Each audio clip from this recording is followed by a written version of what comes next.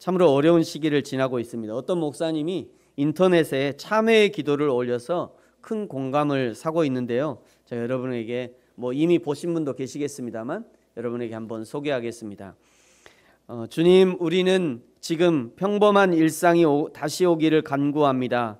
매일매일의 일상이 가장 큰 축복임을 이제라도 알게 하시니 감사드리며 그동안 주님이 주신 행복을 곁에 놔두고 행운을 찾아 헤매던 죄를 용서하시며 무엇이 가장 소중한 축복인지 깨닫게 하여 주십시오. 한국인 입국을 막는 나라가 현재 80개국, 어제부로 130개국이 되었습니다. 130개국이 넘었습니다. 주님, 이는 기회가 있을 때마다 지나치리만큼 해외여행을 다니는 한국인에게 이제 좀 절제하라는 주님의 사인인 것 같이 느껴집니다.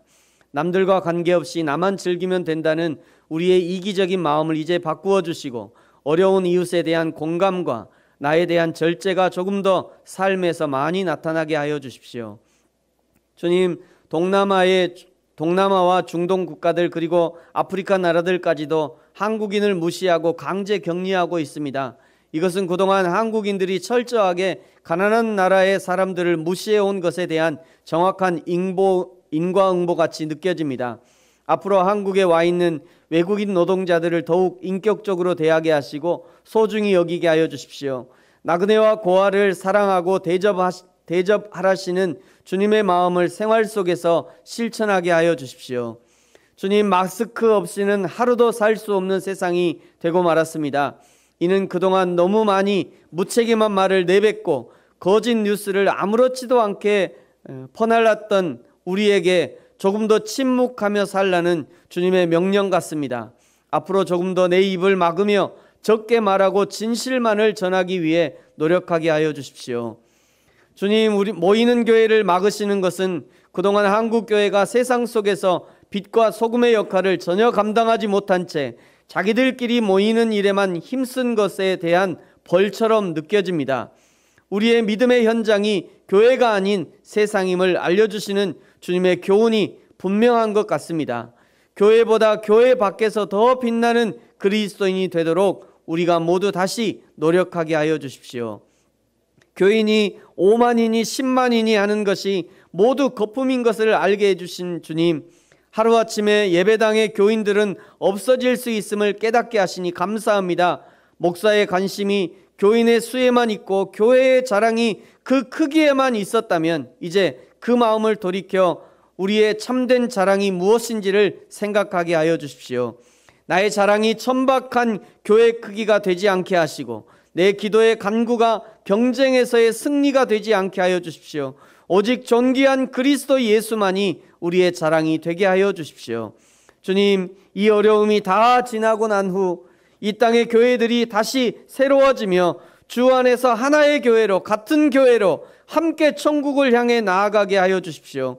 주님이 가르쳐 주신 기도와 같이 거룩한 공교회가 되게 하여 주십시오. 이렇게 텅 빈 예배당에서 하나님께 예배하며 그동안의 나의 잘못을 참회합니다. 주님, 교인들과 함께 마주하며 예배할 수 있는 날이 속히 오도록 주님, 우리에게 긍휼을 베풀어 주십시오. 언제나 우리를 위로해 주시며 새롭게 하시는 예수님의 이름으로 기도드립니다. 아멘. 참으로 이 목사님의 기도에 공감되는 부분이 많이 있습니다. 그야말로 아멘이 되어지는 기도입니다. 어떤 사람은 예배하는 교회를 비판하기도 하고요. 어떤 사람은 반대로 어떻게 우리가 예배하지 않을 수 있냐, 전쟁 때도 예배했던 우리가 이까지 바이러스에 예배를 포기할 수 있냐, 그럴 수 없다라고 그냥 울분을 토하기도 합니다. 여러분, 이 시점에서 교회란 무엇이며 예배란 무엇인지를 정확하게 규정해야 될 필요가 있지 않을까 생각합니다. 교회는 예수 그리스도를 주로 고백하는 우리 한 사람 한 사람이 교회입니다. 또 함께 모이는 이 모임이 교회인 것이에요. 건물은 교회가 아닙니다. 건물은 예배당에 불과한 거예요. 예배당에 교회인 사람들이 모여서 예배할 때 드디어 예배당이 교회가 되는 거죠. 교회가 모일 수 없는 예배당은 그 사명을 다한 것입니다. 여러분, 그러므로 중국에서 공안들이 교회 십자가를 떼어내고 불을 지르고 성경책을 불지를 때 하나님의 교회가 무너지는 것 같은 아픔이 느껴지지만 사실은 하나님의 교회는 그렇게 해서 무너지는 것이 아닙니다. 오히려 하나님의 교회는 외적 방해를 통해서 내적으로 더욱 공고해지는 것이죠. 일제강점기 때를 우리는 기억할 것입니다. 그리고 전쟁 때 교회는 더욱 핍박받는 존재였습니다. 그러나 그 시기에 가장 강한 교회, 가장 강한 그리스도인이 등장해서 나라와 민족을 구해내는 역할을 감당했던 것입니다. 저는 이번 코로나19 사태를 통해서 교회인 우리 개인이 강해지고요, 개인의 교회 그리고 공동체의 교회를 더욱 사랑하게 되고, 개인과 공동체를 보게 될 하나님의 나라를 더욱 소망하게 되고, 그 하나님의 나라를 위해 새로운 헌신을 다짐하는 기회가 우리 각자에게 주어지기를 기도합니다. 세상 대부분의 사람들은 위기 때 숨고 도망가기 바쁩니다. 그러나 어떤 사람은 똑같은 위기를 인생과 기회, 인생과 신앙의 기회로 삼는 사람들이 있습니다. 저와 여러분, 우리 부르심의 모든 성도들은 항상 위기를 인생과 신앙의 기회로 삼아 도약하는 귀한 결단이 있어지기를 예수님의 이름으로 축복합니다. 그럼에도 불구하고요, 주의할 때는 주의해야 합니다. 마가복음 16장 18절에 보면요, 예수님을 믿는 자에게는 표적이 따르는데 뱀을 집어올리고 독을 마셔도 해를 받지 않는다는 말씀을 하셨죠. 이 말씀 붙잡고 믿는 자는 코로나도 안 걸려. 그리고 돌아다니면 안 돼요. 실제로요, 미국의 어떤 목사님이, 신사도 운동하는 목사님이 집회하다가 진짜 독을 마셨어요. 진짜로. 집회하다가 하는 도중에 이 말씀 믿고 죽었을까요? 안 죽었을까요? 죽었습니다. 그 자리에서 그냥 죽었어요. 독약 먹고. 이거는 믿음이 아니에요. 이거는 믿음이 아닌 거죠. 지금은 나의 건강을 위해서 주의해야 하고요, 이웃의 건강을 지켜주기 위해서도 주의해야 합니다. 이것이 이웃 사랑과 연결되는 거죠. 오늘 누가복음 18장 31절부터 예수님이 자신의 고난과 죽으심 그리고 부활에 대해서 예고하십니다. 지난 3년간 동고동락했던 제자들에게 이제 곧 일어날 최후의 모습을 알려주시는 거죠. 31절 하반절에 보니까요, 이제 예루살렘으로 올라가면 선지자들을 통해서 기록된 모든 것이 인자에게 응하게 될 거야. 선지자들을 통해서 예언했던 인류 구원의 사건이 일어날 것이라는 것을 말씀해 주는 거죠. 32절에 보니까 인자 곧 예수 그리스도가 이방인에게 넘겨질 것이고요, 그리고 희롱을 당하게 될 것이고 능욕을 당하게 될 것이고 침뱉음을 당하게 될 것이다. 33절에 채찍을 당하게 되고 결국 죽게 될 것이다. 그러나 죽음으로 끝나는 것이 아니라 3일 만에 다시 살아나게 될 것이다. 제자들에게 알려줍니다. 그러나 34절에 보니까요, 제자들이 이것을 하나도 깨닫지 못했대요. 제자들이 이것을 하나도 깨닫지 못했다. 제자들이 깨닫지 못하는 이유가 무엇입니까? 그 말씀이 감춰져 있었대요. 이 말씀을 보면요, 그냥 마치 감춘 주체가 예수님 자신인 것처럼 기록되어 있습니다만 사실은 예수님이 감춘 것이 아니죠. 만약 예수님이 감추시려 했다면 31절부터 자신의 고난을 애초에 얘기 안 하셨을 거예요. 근데 예수님이 다 얘기를 해 주시잖아요. 그러니까 예수님이 감춘 것이 아니에요. 왜 감추게 되었느냐면요, 지금 제자들은 예수님이 제시하시는 이 메시아를 기다리고 있지 않기 때문입니다. 제자들이 기다리는 메시아는요, 정치적인 메시아요, 다윗처럼 적군을 무찌르고 백마를 타고 입성하는 메시아요, 이스라엘을 세계의 리더로 세우시는 그런 메시아를 기다리고 있는 거예요. 그러나 예수님이 이번 고난을 통해서 이루실 메시아상은요, 잡히시는 메시아, 고난을 받으시는 메시아, 침뱉음을 당하시는 메시아, 옷이 벗겨져 수치를 당하는 메시아, 십자가에 달려 돌아가시는 메시아이기 때문에 제자들이 기대하는 것과는 완전히 반대되는 그런 메시아상인 것이에요. 그러니 예수님의 메시지가 보여질 리가 없는 것입니다. 여러분, 저와 여러분의 신앙도 마찬가지입니다. 내가 보고 싶은 것만 보고, 듣고 싶은 것만 듣고, 내가 이루고 싶은 것만 소망하는 신앙이 있는가 하면, 하나님이 보여주시는 것을 보고, 하나님이 듣게 하신 것을 듣고, 하나님이 말하게 하시는 것을 말하는 신앙이 있습니다. 여러분, 어떤 신앙이 좋은 신앙입니까? 말할 것도 없이 하나님 중심의 신앙이 좋은 신앙이에요. 좀 더 냉정하게 말하면, 사실 내가 보고 싶은 것을 보고, 내가 듣고 싶은 것을 듣고, 내가 이루고 싶은 것을 이루는, 이것은 신앙이 아닙니다. 자기 확신이에요. 자기 긍정입니다. 자기가 곧 하나님이 되는 우상 숭배와 똑같은 거예요. 사랑하는 성도 여러분, 저와 여러분의 신앙은 어떤 신앙입니까? 예수님이 보게 하시는 그것을 보고 계십니까? 예수님이 말씀하시는 하나님의 말씀을 듣고 계십니까?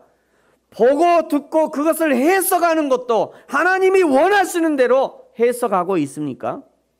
보기는 보고 듣기는 듣는데 정작 해석하는 것은 하나님의 뜻과는 전혀 다르게, 성경과는 전혀 다르게 자신의 경험이나 생각으로 해석하고 있지는 않으십니까? 예수님의 제자들 역시 예수님과 지난 3년을 함께 했지만 여전히 자기중심적 신앙, 자기중심적 해석을 하고 있는 거예요. 그러니까 안 보이는 겁니다. 우리도 한 번쯤은 고민해 봐야 돼요. 내가 신앙에 성장이 없다거나 더디다면, 혹시 지금 내가 자아중심의 병에 걸려 있지는 않은지 살펴봐야 합니다. 교회를 수십 년 다니고 신앙생활을 오래 해도 늘 같은 문제에 넘어지고, 가끔 신앙의 기쁨을 잃어버린다든지 신앙의 우울증에 빠지는 일이 있다면 가장 우선적으로 진찰해야 될 문제가 바로 이 문제예요. 나는 나 중심의 신앙인가, 하나님 중심의 신앙인가? 체험과 현상 중심의 신앙인가, 말씀 중심의 신앙인가? 여호와 하나님 신앙을 가장한 자기 숭배의 우상에 빠져 있지 않은지 점검해 봐야 될 것입니다. 작년에 일본이 우리나라에 대한 수출 규제를 할 때, 그때부터 지금까지도 큰 이슈를 차지하고 있는 것이, 그것 중에 하나가 이 일본 불매 운동이잖아요. 대한민국 사람들 참 잘도 만들어요. 이 이제 불매 운동하고 있는데요. 이 불매 운동과 함께 일본 선교하는 교회나 단체들이 아주 직격탄을 맞고 있어요. 저의 가장 친구이면서도 가장 큰 후원자이기도 한 친구가, 집사가 저한테 전화해서, 야, 조 집사야, 야, 조 목사야, 친구니까요. 야, 조 목사야, 나는 네가 일본 선교하는 거 막지 않은데 해라. 그것이 하나님의 뜻이면 해야지. 그런데 당분간이라도 좀 안 하면 안 되냐? 일본이 수출 규제를 좀 풀 때까지라도 안 가면 안 돼? 웬만한 성도들이라면 다 공감이 되는 선교 중단의 사유일 것입니다. 여러분, 그런데 말입니다. 이런 말을 들을 때마다 저는 일본에서 사역하는 이 선교사님들이 좀 생각이 나요. 이 며칠 전에도 한번 말씀을 드렸습니다만 이렇게 연락이 왔어요. 한국에서 코로나가 창궐하면서 한국인 선교사가 있어서 교회 안 온대요. 한국인 선교사가 코로나 바이러스입니까? 그렇다고 한국인 선교사 있다고 교회를 안 오는 게 말이 되냐고 이게. 이제 들어가서 집을 구하는데요. 한국인이라 집을 안 준대요. 한국인이라고. 한국인이 뭐 집 갉아먹는 벌레입니까? 이런 대접을 받으면서도 여전히 저 일본에서 교회를 섬기고 여전히 복음을 전하는 그 선교사들이 거기 있기 때문에 그 선교사들을 후원하는 거죠. 아베 후원하는 거 아니에요. 아베에게 협력하는 거 아닙니다. 그 땅에서 여전히 복음을 전하고 하나님의 교회를 섬기는 선교사들을 후원하고 협력하는 거죠. 그것이 우리 부르심교회 주신 사명이라고 생각합니다. 하나님의 사명을 생각할 때마다 늘 강조하는 것이요, 지금 내가 서 있는 그 자리가 나의 사명의 자리라는 것입니다. 하나님이 지금 이 자리에서 이 사명을 감당하라고 지금 여기 보내신 것입니다. 이것이 교회이고 그것이 가정이며 그것이 곧 직장이에요.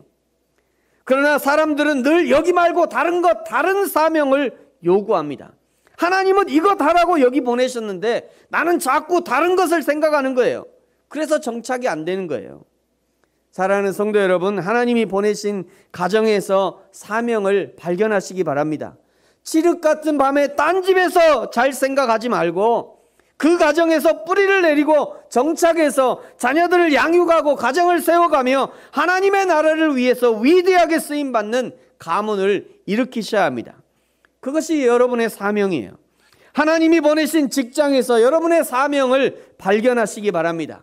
그 직장에서 인정받는 사원이 되고 인정받는 직장인이 되어서 그 직장이 하나님이 역사하시는 일터가 되도록 해야 하는 것입니다. 그것이 여러분의 사명인 거예요. 하나님이 보내신 교회에서 여러분의 사명을 발견하시기 바랍니다. 하나님이 지금 하라고 하시는 그 일, 그 직분, 그 사역이 여러분의 사명인 거예요. 그 일, 그 직분, 그 사역을 통해서 하나님이 역사하시는 것을 드러내는 것, 그것이 여러분의 사명인 것입니다. 예수님은 고난, 죽으심, 부활에 관한 예고를 알아듣지 못하는 그 제자들을 데리고 이제 35절에 보면 여리고로 향해 올라가십니다. 여리고를 향해 간다는 것은요, 지난번에 사마리아와 갈릴리 사이를 지나서 예루살렘으로 왔던 예수님이 수전절에 나와 아버지는 하나이다 이런 설교를 했죠. 우리가 저 어성경에 배웠잖아요. 수전절에 예루살렘 성에서 나와 아버지는 하나이다 라고 설교하니까요, 바리새인들이 예수님을 죽이려 했어요. 예수님이 돌을 던져 죽이려 하니까 예수님이 피난합니다. 어디로 피난했냐면 베레아 지역으로 피난을 하는 겁니다. 그 베레아 지역에서 3개월이 지난 후에 다시 이제 예루살렘 성으로 올라갈 때 그때 여리고를 지나서 올라가시는 거예요. 여러분, 누누이 말씀드립니다만 예수님의 모든 행적은 우연이 없습니다. 모든 것이 필연이며 정확히 계산된 행동이었습니다. 35절에 여리고 성을 지나가는데 한 맹인이 구걸을 하고 있어요. 정확히 말하면 예수님은 이 구걸하는 맹인을 만나려고 여리고 성으로 들어가셨다는 것이 정확한 표현일 것입니다. 오늘 하나님이 우리의 예배에 임재하여 계시는데 이유는 한 가지예요. 저와 여러분을 만나기 위해서, 저와 여러분의 예배를 받으시기 위해서 오늘 우리 예배 가운데 임재하시는 겁니다. 36절에 사람들이 웅성거리는 소리를 듣고요, 이 맹인이 사람들에게 물어봅니다. 나사렛 예수께서 지나가신다라는 소리를 듣게 됩니다. 그때 이 맹인이 지금이 하나님이 주신 기회라는 것을 직감하게 돼요. 그리고 큰 소리로 외쳐서 예수님의 이름을 부르기 시작합니다. 38절에 보니까요, 다윗의 자손 예수여 나를 불쌍히 여기소서. 제가 이런 거 할 때마다 아주 큰 소리로 외치는데 이 사람 아주 목숨 걸고 지금 부르는 거죠. 그러니까 그냥 다윗의 자손 예수여 나를 불쌍히 여기소서 이렇게 하는 게 아니에요. 다윗의 자손이여 막 큰 소리로 다윗의 자손 예수를 부르는 거죠. 이 맹인이 다윗의 자손 예수여 라고 부르는 것이 매우 중요한 의미가 있는데요, 구약 성경은 다윗의 자손을 통해서 메시아가 오실 것을 예언하고 있기 때문이에요. 이사야 9장 6절에서 7절에 보면요, 한 아이가 태어날 건데 이 한 아이가 태어나는 이 아이는 다윗의 위에 앉아서 그 나라를 굳게 세우고 자금 이후 영원토록 공평과 정의로 그것을 보존하실 것이다 이렇게 예언하고 있어요. 또 이사야 11장 1절에 보면요, 이 새의 줄기에서 한 싹이 나고 그 뿌리에서 한 가지가 나서 결실하게 될 것이다 이렇게 예언하고 있어요. 이 맹인은 그저 자신의 눈먼 것을 고쳐볼까 하고 다윗의 자손이여 라고 예수님을 불렀지만, 그러나 이 한 번의 외침은 제자들을 데리고 여리고성으로 들어오시는 예수님의 정체를 드러내는, 예수님이 누구신지를 만방에 외치는 나팔수와 같은 역할을 하게 된 겁니다. 39절에 그러나 아직도 여전히 제자들은 예수님의 발걸음을 멈추게 하려는 시도를 제지하고 있어요. 꾸짖어 잠잠하라. 그럴수록 더욱 큰 소리로 다윗의 자손을 부르고 있습니다. 40절에 보니까요, 드디어 예수님이 머물러 서셨고 그를 데려오라 말씀하시죠. 41절, 내게 무엇을 해주기 원하느냐? 맹인이 대답합니다. 주여, 보기를 원하나이다. 42절, 예수님이 선포하십니다. 보라, 내 믿음이 너를 구원하였느니라. 43절, 예수님의 말씀이 떨어지기가 무섭게 이 맹인이 눈이 열려지고 보게 되어지고 하나님께 영광을 돌리며, 그리고 그 모든 광경을 보고 있는 모든 백성들이 다 하나님께 영광을 돌리게 됩니다. 여러분, 오늘 이 여리고성 문 앞에서 맹인의 치유 사건은 왜 일어났는가? 이것이 중요하죠. 왜 여리고성 문 앞에서 오늘 맹인의 치유 사건이 일어났는가? 지금 이 모든 일들은 예수님의 제자들이 그 눈앞에서 다 보고 있는 것입니다. 사실은 예수님이 제자 훈련을 하고 있는 거예요. 맹인이라는 한 임상 실험자를 통해서 누가 진짜 맹인인지를 확인시켜주고 있는 것입니다. 여러분, 누가 진짜 맹인입니까? 누가 진짜 맹인일까요? 두 눈을 감고도 예수님이라는 소리를 듣고 다윗의 자손 예수여 라고 소리 지르는 이 사람이 맹인입니까? 아니면 두 눈을 뜨고도 지난 3년 동안 동고동락했음에도 불구하고 아직도 예수 그리스도가 누구신지 정확하게 알지 못하고 그저 이스라엘을 해방시켜줄 정치적 메시아로만 알고 있는 제자들이 맹인입니까? 여러분, 누가 진짜 맹인인가요? 예수님을 만난 맹인은 육적 맹인이라면 오늘 제자들은 영적 맹인인 거예요. 예수님이 그것을 알게 하기 위해서 오늘 여리고 입구에 바로 이 육적 맹인을 만나신 것입니다. 어떻게 맹인이 눈을 뜨게 되었습니까? 예수 그리스도를 다윗의 자손으로 고백함으로 눈을 뜨게 되었습니다. 예수 그리스도를 성경이 예언하는 오실 메시아로 보는 자가 눈을 뜨게 되는 거예요. 예수 그리스도가 생명의 주관자요, 참 자유의 참 치유의 근원이라는 것을 고백하는 것, 그것이 예수 그리스도가 곧 하나님이라는 사실을 인정하는 것, 그것이 곧 눈을 뜨고 구원의 축복을 누리는 비결이 되는 것입니다. 사랑하는 성도 여러분, 저와 여러분은 어떻습니까? 육적 맹인의 상태, 영적 맹인의 상태에서 벗어나셨습니까? 육신의 두 눈은 멀쩡한데 영적 맹인으로 살고 있지는 않으십니까? 오늘 맹인이 예수 그리스도가 다윗의 자손 메시아임을 만방에 드러내고 그 응답으로 눈을 뜨게 된 것처럼 예수 그리스도를 날마다 하나님으로 인정하고 메시아로 인정함으로 저와 여러분의 영적 눈이 날마다 띄어지기를 축복합니다.